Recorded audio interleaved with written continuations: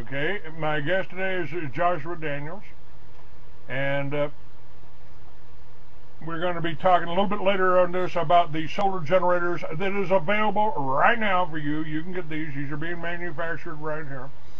But we're also talking about this whole scripted thing, you know, Nazism, communism, Republicans, Democrats, two wings of the same bird. They fund both sides. The bankers fund both sides. They fund the companies, the CIA, so they can bring the drugs into this country, so they can sell it to you, so they can put you in prison and make money on all the way around. What a racket. Consider the symbolism. If you look at the uniforms in World War II, you see that the Nazis and the communists got their uniforms at the same tailor. The only difference was the hats and the badges. And then you look at the American and British uniforms and you find a modified version of the business suit.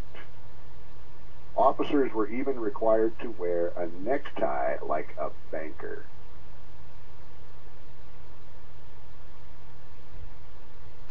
And by the way, all of your SWAT teams, all of your local police forces, they remember the bill. I think it was Senate Bill 1959 that was called the Homegrown Terrorism Act.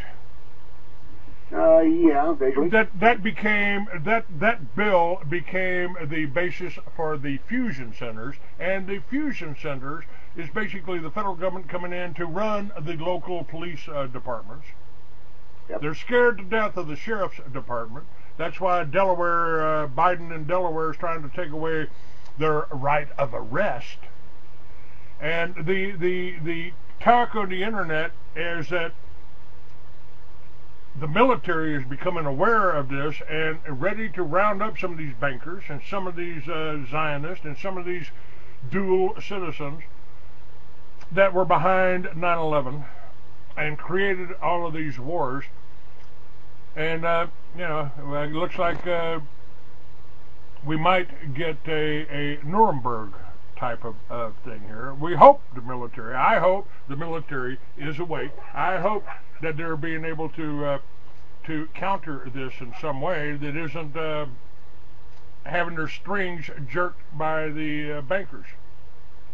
Well, knowing what I know about the bankers and their experience, especially gained from keeping control in Europe, I don't believe that any revolutionary effort is going to succeed.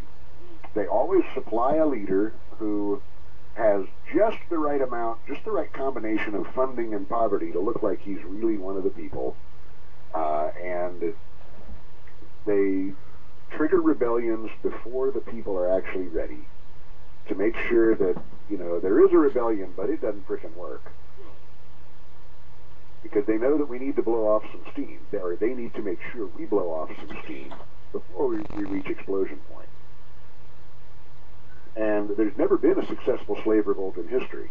It's never happened. The only time that anyone's ever changed the government of a country was when one king, by whatever title he's going, gathers up enough forces to take over another king. And that includes the American Revolution. That was not a revolt by the people. That was a revolt by the states, which were King George's creation. Our masters rebelled against their masters. And those masters carried on feudalism. The states kept property tax, which had been around forever. Property tax is feudalism. What property tax is rent. If you pay property tax, it means the government owns every square inch of land and you rent it from them. And so the American Revolution, we could go back and forth on it. I think it was largely genuine by most of the people involved. I think it was provoked early. But you've got the wisdom of people like Thomas Jefferson, who told us 200 years ago that if you ever allow a private bank to issue your money, the banks and the corporations that spring up around them will leave your children homeless in the land that we conquered. And that exactly has happened. Now, you know, you had Alexander Hamilton right there Fortunately, Yeah. I believe somebody killed him, but he was working for the bankers. The bankers have always been here. They've always financed the Rothschild families or the pharaohs before them, you know. Well, the bankers killed Jesus. That's right. He went to Jerusalem. He cleaned out the temple of the people who were changing real money for fake, and a week later he was dead. The bankers in the temple, they had a great racket going. You couldn't come and make your offering to God in dirty, profane street money. You had to change it for temple money. And that's what you could put in the poor box or make your offering to God. And then they would just take that, what was donated in that fake money, and recycle it. But they're selling it to you for real gold and silver. I mean, it was a racket. Ooh. And, you know, I've also said that I think, and I got kicked out of one of my favorite bars over this because I said something about Jesus being the first rebel that solved the problem we got today. How do you fight evil without becoming evil? He didn't kill nobody. He just told you the truth, and they killed him for it. Well, he also made a whip, and he drove them out, including all their animals and their private bodyguards, which bankers always have, without taking so much as a shallow paper cut. So I'm guessing he was a thoroughgoing badass. I also believe, folks, I got a couple of beliefs here I'll share with you, Joshua. Okay. I think they promoted Jesus to God at the Council of Nicaea about 250 AD because they didn't want men like you and I aspiring to be the kind of man Jesus was. So we'll promote him to God, we'll put him out of your reach.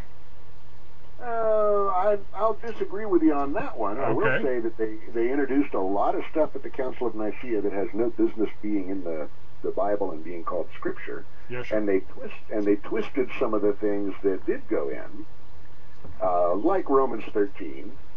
There's some real issues with that. But well, how about the Pauline version of be a good slave, don't rebel against your masters? Well, that's what Romans 13 is. Yes. That's the one that is normally interpreted as meaning all government is from God, which is flatly hokum, even according to the Bible. But the Romans 13 is the second half of a sermon about church organization and behavior.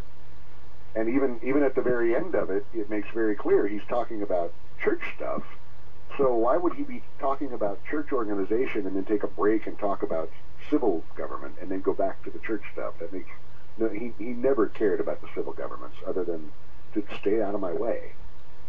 Yeah. Anytime there's finger pointing, Joshua, it's we're pointing the finger at the Zionists, we're pointing the fingers at the Jews, we're pointing and the fingers are being pointed at the Catholic Church, the Jesuits in the Catholic Church specifically. These are all chess pieces. Right. They're pieces on the chessboard that they make their little chess game moves, and a lot of people think, well, if we can win the chess game, well, then we'll have won. And they don't understand the pieces never win. Only the players do. Your only hope at winning is to get off the chessboard. Stop being a chess piece and become a player. And that means what? That means acquiring your own resources.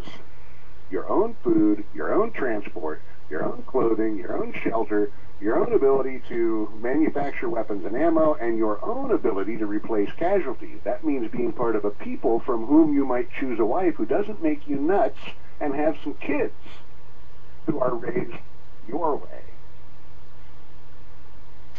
Those are the requirements of becoming a player.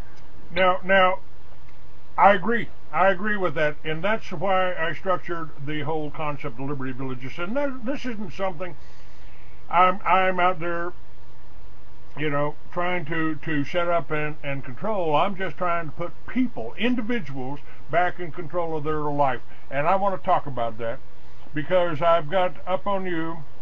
Now, let me tell you, folks, I do operate on donations. If you like the guests I have on, you like the shows that I do, make a donation. If you make at least a $20 donation, I'll send you a copy of one of the books that I've written. And do I want to sell my books? Do I want to make money? You're damn right I do. But the Liberty Village thing is not about that. I've got two companies that, one that makes teepees and yurts. This is a low-cost structure for $3,000 that Indians lived in for 10,000 years in this country. And I've got Joshua Daniels, who builds solar generators. Now, right now we've told you, and Joshua's told you, and I've told you folks, that the way to do this is to provide your own energy. You don't need the traffic lines. You don't need the power companies. All you need is your back porch, front porch. And let me explain to what Joshua is offering here. The SG1 will run almost any modern 25 cubic foot deep freeze 24 hours a day with power left over on an average day of sunshine. Take it completely off the grid, assuming average sunshine. Yep. Now, your solar panels need sun to recharge the batteries. Our system gets drained, can't do anything until the batteries are refilled. A pair of 120 watt panels will charge a pair of our golf cart batteries for longest battery life on an average day of U.S. sunshine. If you get storms that run more than one day, you need a somewhat larger battery bank. Yes, but that's correct. These panels cost about $4,000. I think I've got 3,900 up on the website. And right. If you take a look at the website, if there's anything that needs to be changed, we'll do that. Now, I'm also going to have other dealers come on. I've got other dealers that work for you that will be on my show. You know, this isn't about getting rich. This isn't, you know, I just really, the whole patriot movement, Joshua, became like the competition. Everybody's struggling for the dollar, the advertising dollar. Well, you know, instead of working together and building this and growing this, they fought among each other. Yes. Yeah. Now, what you've got a product. You got a product. You got a fair price on it. I've priced solar units all over the country. You've got one of the best units, the most compact, for the best price. Is there anybody that offers more compact or better in some way? Not that I've seen, sir. Ours are the only ones that you can expand. You can add as many batteries and as many solar panels as you want, up to the point where you can take your whole house off the grid. And while expanding, you don't need to buy more of that basic unit, what we call the power plant, because it will give you, if you've got enough batteries to provide it, it will give you 5,000 watts, which most homes never use that all at once. They're improving on batteries. They've got technology, and they're improving on the solar. There's a gentleman out of MIT. You might want to check on this. They started analyzing how the plants transfer sunlight. Yes. And they have come up with even more inexpensive powder that you can just put on and create. They are bringing the cost of solar way the hell down. And even now, I mean, let's see, what's the main ingredient in those solar panels? Oh, isn't that silicone? Isn't that sand? Yeah. Well, remember, the New World Order is fighting our access to cheap energy. They won't even let your father-in-law use his own Polk carburetor. Right. Right. So now be judicious. There's been companies offering things like solar paint for your house and so on. And I've watched them over the years, from the initial announcement where they said, we know how to do it, we know it can be produced cheaply, and we'll be in production in year X.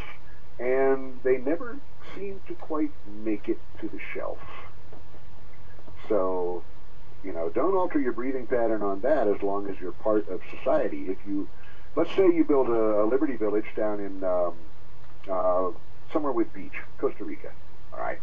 Then you set up a wave reaper. This is the least expensive form of electricity known to man. It uses ocean waves. It's a variant on what we're going to use on our ships. As the wave goes up and down, it pushes just a float up and down. The float's attached to a cable that goes through a pulley and turns a shaft and turns a generator. Very simple. If you do that just for yourself, as long as nobody knows about it, disguise it as something else, you'll probably be okay. But as soon as somebody finds out about it, probably going to have problems. Really. The fellow who invented the wave reaper had gone down to, I believe, South America, where he was given he was from Sweden originally. One of the countries there gave him some beach to work with, gave him, really facilitated his permits, made everything smooth, paved the way. He went down there for under $20,000. He built a power plant that produced 2 million watts. I mean, that's enough for most neighborhoods. And once he got it up and running, suddenly everybody was unfriendly, and they started saying, "Oh, your permit isn't right. You need to pay us $50,000 more, and we need to make this change and that change." And then he started calling his friends back in Sweden and saying, I think I'm being followed. And then he called and said, there was an accident earlier today, and I'm starting to think it was not an accident. And then later he called and says, somebody is following me, and I think somebody's going to try to kill me. And then he quit calling and has never been seen since. Now, that's just from a wave action generator.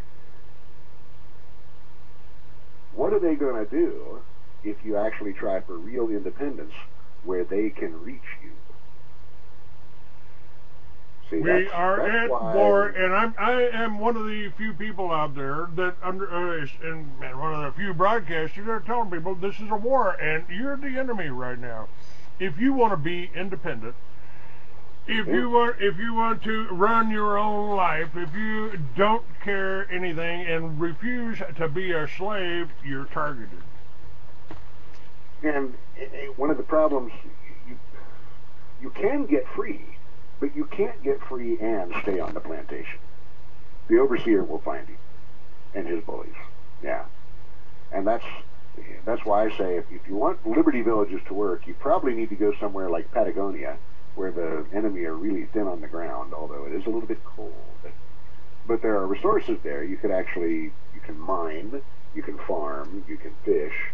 There are coves and inlets where you can get a maritime industry going. But if you stay here, they've already unleashed Fukushima on you. There's nowhere that you can settle in and expect that your 10th generation will have the proper number of limbs and eyeballs. Well, they're doing that too. I love this whole thing. I said the reason they sprayed us with Agent Orange in Vietnam is because they didn't want healthy, combat-hardened soldiers coming back to this country and seeing the communistic mess that they had installed here while we were over there fighting. And that's being done to us with depleted uranium. Here, use this ammunition, son. Boy, you can take out that tank in a heartbeat. But right. your children are going to grow up deformed.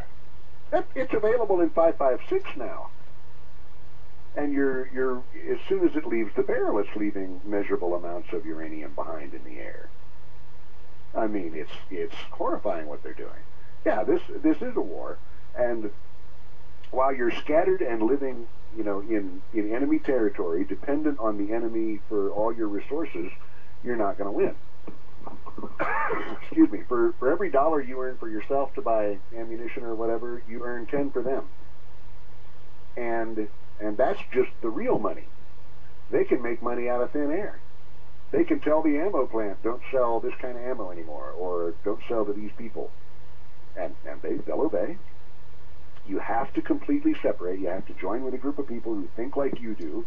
And don't let that sound like a recruiting pitch in your ears, because while I want to find the people who think like me, I know you want to find the people who think like you, and we might be allies, but we don't need to join together like some giant freedom cult where everybody has to see things exactly the same way, and we've got some charismatic leader who tells everybody what to do and screws all the teenage girls.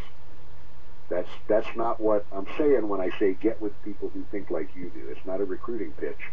Although, well, I want you know, I've said this all along, Joshua. I don't want to be the only free American. I want everybody to be one. I want, and this isn't a cult. I'm talking, if it's a cult, it's a cult of individuals. You know, Yeah. the Constitution takes care of you, so if you want to go beat your head against that Wailing Wall over there, knock yourself out. You want to stick your nose in the dirt and your ass up in the air, pray to Mecca a couple of times a day, go ahead, I'll try to keep the St. Bernard off of you. Or if you want to put evil powders and chemicals into your bloodstream, that's your business. That's your business. If you want to stick that needle in your arm, go over in that corner so we can, you know, just put you in the dustbin there when the time comes. But I mean, do you want to spend $50,000 housing and feeding a heroin junkie? I don't. No. Let him go kill himself. No. Let him go kill himself. No, but you know what? If he's out begging on the street, I might toss him a buck. Because I understand that life is a little more complicated than I was smart, you're an idiot. Yeah, but still. But you hit on the right thing with hemp. I mean, they will not allow hemp in here. They stole $1 billion crop from you. The communists came in, stole $1 billion crop, sent it over to Russia, sent it over to Red China, sent it to Mexico, and made you a criminal if you had a farm and were growing it. Yep. And this is so much bigger than communists.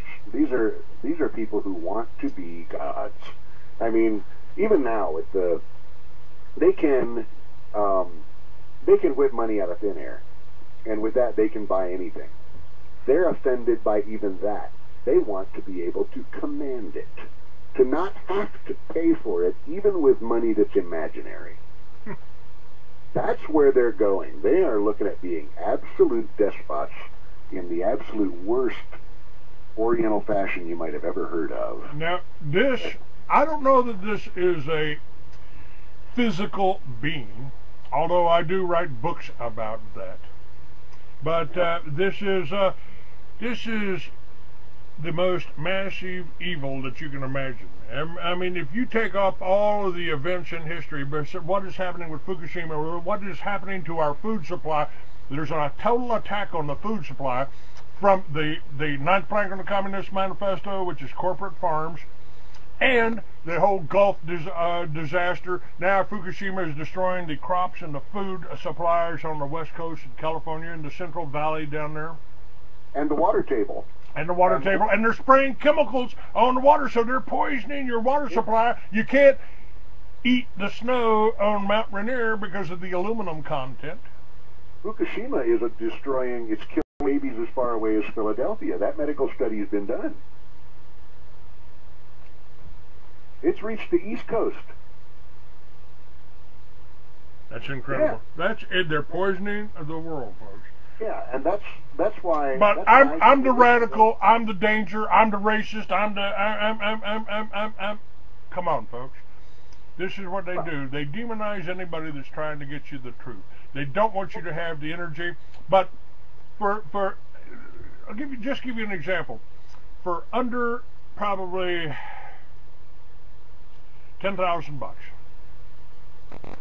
I could provide you with a house, a power system, communications, so you can put your kids in college, and you could probably pay it off in a year without supporting the banks, without paying for that little 2,000 square foot box in a neighborhood association for 30 years. And you buy a $100,000 home that's only worth $20,000, and you pay the banks $300,000 for that home. Miss a payment, they take it away from you. The way we're building our floating homes is a cooperative effort. Just like if we all got together and put money in to form a company of, let's say, painters, we'd put money in to buy tools and equipment, and then we'd go scare up some business, and we'd go paint people's houses, and we'd take that money and pay the bills and then pay each other, right? Yes. Well, we're doing it the same way with this. We have an escrow account at safefunds.com, and we figure the absolute bare minimum it could be done with is $200,000. And so we've put this up two different ways. If you want to be a voting member, you need to put up $1,000 stake in your future. If you want to just be a member with the right to come and build your own life yacht, then you put up $100 stake in your future. You put that, you start an account at safefunds.com, you put that money in, contact us for a transaction, and we do that, and then the money goes into the escrow account. This is just like escrow on a house, where there's a third party holding the money and checking the paperwork, and they don't release any money to anybody until all the conditions are properly fulfilled. All right, I need you to send me a link on that. But let's tell people I've got up what we're trying to talk about today, and I'll bring you back next week to talk more about the boats, because I think that's a good idea. I like it, and you got the Mississippi River, you got the Atchafalaya or swamp, you got the Gulf of Mexico. You got a lot of places that these would be functional, but we've got the solar units up right now, folks. For under $10,000, you could put a teepee, a yurt, and an electric generator, and tell the bankers to take a hike. Tell me about this generator, and we got about 4 minutes left. And okay. give out your website where they can find out more about the boats. I've got links to soundwisdom.com. What I can expect is up on the site right now. But soundwisdom.com is Joshua Daniels' site. And Clay, we need to get together and put together a special deal so that when people ask for that, I know that it came off of your show. All right, sir. You got the floor. You got the deal. You tell me. You tell them what it is. I've got my phone numbers up on the ad. I've got my phone numbers. My 505 number is up on the ad. So if people want to call me, I'll make sure that they get in touch with you. All right. Here's the special deal.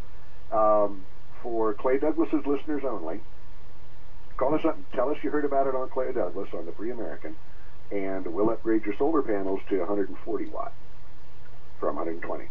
No charge. It's a 5,000 watt solar powered generator system with a built-in 40 amp charger. That means if your batteries are flat and the power comes back on and you don't want to wait for the sun to come up, plug it into the wall. It will start charging. And that matters when you think the power might go out again pretty soon. And so you want to get it charged as quick as possible. This is the only solar power backup system on the market that you can add solar panels and batteries to. Because, see, if you plug in 5,000 watts worth of stuff, which is like 3 space heaters, computer, and some lights, all right, you'll drain the batteries that are in it really quick, 25, 30 minutes. But some people actually want to use that much power for a long time. Well, all you need is to add more batteries. And then to refill those batteries, either you can plug it into the wall and wait however many hours, which doesn't save you any money and it doesn't get you off the grid, or you can add more solar panels. This is the only system set up for that, where you can just add them right in. It's totally plug and play. This system will take the output from your windmill, or if you build a water wheel and hook a car alternator to it, it will take the power from that. If you've got a creek in your backyard, you can have electricity. And it will go right to the SG1. The SG1 converts it to household power and also stores it in the batteries for nighttime use. And you're good to go. The basic unit with 225 watt solar panels and the 5,000 watt power plant with 2 of these giant forklift batteries that we use is $39.95 plus $100 shipping. And remember, say you heard about it on the Free American, and we'll upgrade your panels from 125 to 140 watts each. Okay? All right, or you can call me at 505-908-9498. Yep. And I'll put you in touch. And the boats, where can they see the boats? The boats are at ericsoncouncil.org. Erickson has 2 S's, ERICSSON.org. Named for Leif Erikson, who left behind the nonsense that he saw at home, said, I'm going to go do something better and different and free.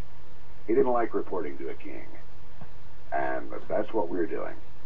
We're going to go elsewhere. I have said that they have refined the art of slavery to the point where the slaves don't know they're slaves. They have, and even if you try to get free, you can't get free and stay on the plantation. The overseer will find you. I mean, you can't stay on the plantation and start your own little garden. All right, they're going to fight. They say, hey, wait, that's our land. All right, well, we're working on that. And again, the whole Liberty Village concept, that could be you and a half a dozen of your friends and their family that are simply working together, and you don't rent it out, and you don't lease it out, and you don't have to cook for nobody. It can still be done, and the generators here, the electric